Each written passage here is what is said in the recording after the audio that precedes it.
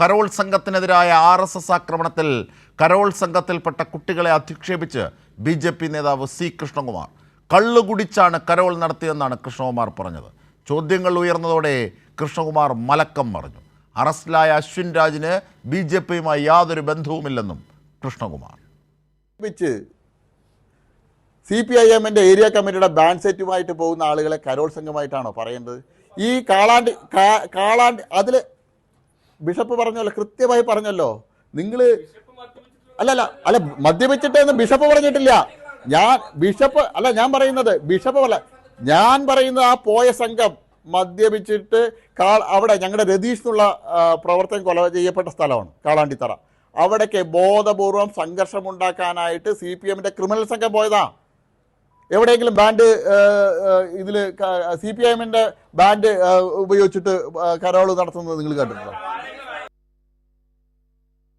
സച്ചിൻ വള്ളിക്കാട് വിവരങ്ങളുമായി ചേരുകയാണ്. സച്ചിൻ വള്ളിക്കാട്, കരോൾ സംഘത്തിനെതിരായ ആക്രമണം, RSS ആക്രമണം, അതിനെ ന്യായീകരിക്കുന്നത് കരോൾ സംഘത്തിൽപ്പെട്ടവർ കള്ളുകുടിച്ചു എന്ന് ആക്ഷേപിച്ചുകൊണ്ടാണ്. ബിഷപ്പിനെ പോലും അതിലേക്ക് വലിച്ചിഴയ്ക്കുന്നു. എന്തൊക്കെയാണ് C. കൃഷ്ണകുമാർ BJP നേതാവ് പറഞ്ഞത്?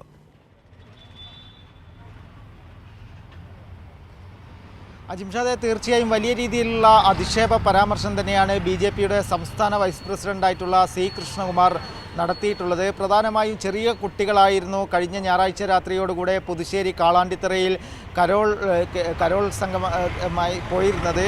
ആ സംഘത്തെ, കരോൾ സംഘത്തെയാണ് വലിയ രീതിയിലുള്ള അധിക്ഷേപ പരാമർശത്തിലൂടെ അധിക്ഷേപിച്ചിരിക്കുന്നത്. പ്രധാനമായും ചെറിയ കുട്ടികളടക്കമുള്ള ആളുകളെ മദ്യപിച്ചുകൊണ്ടാണ് ഇത്തരത്തിൽ കരോൾ നടത്തിയത് എന്ന് പറഞ്ഞുകൊണ്ടാണ് അധിക്ഷേപിച്ചത്.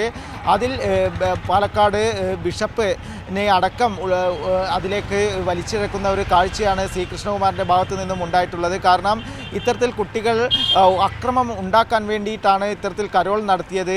അതിൽ ഉപയോഗിച്ചിരുന്ന ബാൻഡ് CPIMന്റെ ഏരിയ കമ്മിറ്റിയുടെ ബാൻഡാണ്. എന്തിനാണ് ഈ ബാൻഡ് ഉപയോഗിച്ച് കരോൾ നടത്തുന്നത് എന്നൊക്കെയുള്ള ചോദ്യങ്ങളാണ് C. കൃഷ്ണകുമാർ ഉന്നയിച്ചത്. അതിനിടയിലാണ് ഇത്തരത്തിൽ മദ്യപിച്ചാണ് കുട്ടികൾ കരോൾ നടത്തിയത് എന്ന പരാമർശവും C. കൃഷ്ണകുമാറിൻ്റെ ഭാഗത്ത് നിന്നുണ്ടായത്. തുടർന്ന് മാധ്യമപ്രവർത്തകരുടെ ചോദ്യങ്ങൾ വീണ്ടും ആവർത്തിച്ച് ചോദിച്ചപ്പോൾ വീണ്ടും മലക്കം മറിയുന്ന ഒരു കാഴ്ചയാണ് C. കൃഷ്ണകുമാറിൻ്റെ ഭാഗത്തു നിന്നും ഉണ്ടായിട്ടുള്ളത്. ആദ്യഘട്ടത്തിൽ ബിഷപ്പ് അടക്കം തള്ളിപ്പറഞ്ഞതല്ലേ എന്നൊക്കെ പറഞ്ഞുകൊണ്ടായിരുന്നു C. കൃഷ്ണകുമാർ മലക്കം മറിഞ്ഞത്. പിന്നീടാണ് ബിഷപ്പ് അങ്ങനെ പറഞ്ഞിട്ടില്ല, താൻ പറയുന്നത് കൃത്യമായ കാര്യങ്ങളാണ് എന്നൊക്കെ പറഞ്ഞുകൊണ്ടാണ് C. കൃഷ്ണകുമാറിൻ്റെ അധിക്ഷേപ പരാമർശം തുടർന്നത്. വലിയ രീതിയിലുള്ള അധിക്ഷേപം തന്നെയാണ് C. കൃഷ്ണകുമാറിൻ്റെ ഭാഗത്തു നിന്നും ഉണ്ടായത്. കഴിഞ്ഞ ഞായറാഴ്ച രാത്രിയോടുകൂടിയാണ് RSS പ്രവർത്തകനായ അശ്വിൻ രാജ് ഇത്തരത്തിൽ കരോൾ സംഘത്തെ ആക്രമിക്കുന്നത്. കരോൾ സംഘം ഉപയോഗിച്ചിരുന്ന ബാൻഡ് സെറ്റ് അടക്കം തകർക്കുന്ന ഒരു സ്ഥിതിയാണ് ഉണ്ടായിട്ടുള്ളത്. തുടർന്ന് പാലക്കാട് കസബ പോലീസ് അശ്വിൻ രാജിനെ കസ്റ്റഡിയിലെടുത്ത് അറസ്റ്റ് രേഖപ്പെടുത്തിയിരുന്നു. കാപ്പ കേസിലടക്കം പ്രതിയായിട്ടുള്ള വലിയ ഒരു ക്രിമിനൽ കേസ് പ്രതി കൂടിയാണ് അശ്വിൻ രാജ്. BJPയുടെയും RSSൻ്റെയും സജീവ പ്രവർത്തകൻ കൂടിയാണ്. ഇപ്പോൾ കൃഷ്ണകുമാർ പറയുന്നത് BJPയുമായി യാതൊരു ബന്ധവും അശ്വിൻ രാജിന് ഇല്ല എന്നുകൂടിയാണ്. എന്നാൽ വലിയ രീതിയിലുള്ള ഒരു അതിക്രമം ചെറിയ കുട്ടികൾക്ക് നേരെ നടത്തിയിട്ട് അതിനെ ന്യായീകരിക്കുകയും അതേപോലെ തന്നെ കുട്ടികളെയും കരോൾ സംഘത്തെയും അധിക്ഷേപിക്കുകയാണ് BJPയുടെ സംസ്ഥാന വൈസ് പ്രസിഡൻ്റായിട്ടുള്ള C. കൃഷ്ണകുമാർ ചെയ്തിട്ടുള്ളത്. അജിംഷാദ്, തീർച്ചയായും അതുപോലെ തന്നെ C. കൃഷ്ണകുമാർ പറയുന്ന മറ്റൊരു വാദം RSS പ്രവർത്തകൻ മരിച്ച സ്ഥലമാണ്. എന്താ അവിടെ മരിച്ച സ്ഥലത്ത് യേശുവിൻ്റെ സന്ദേശം ഉൾക്കൊള്ളുന്ന ഒരു കരോൾ സംഘം പോകുമ്പോൾ അവർക്കത് പ്രകോപനമായി തോന്നുന്നത് എങ്ങനെയാണ്, അല്ലേ?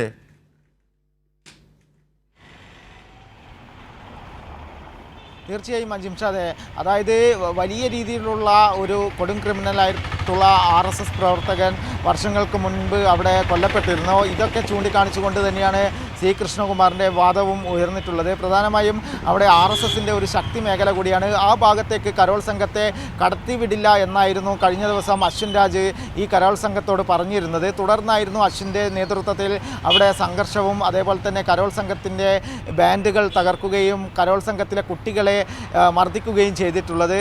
ആ പ്രദേശത്തേക്ക് RSSൻ്റെ അല്ലാതെ മറ്റൊരു, അതായത് മതേതരത്വം വിളിച്ചോതുന്ന മറ്റൊന്നും സമ്മതിക്കില്ല എന്ന് തന്നെയാണ് BJPയുടെയും RSSൻ്റെയും നിലപാട് എന്ന് തന്നെയാണ് വീണ്ടും ഇത്തരം അക്രമത്തിലൂടെ നമുക്ക് മനസ്സിലാക്കാൻ വേണ്ടി സാധിക്കുന്നത്.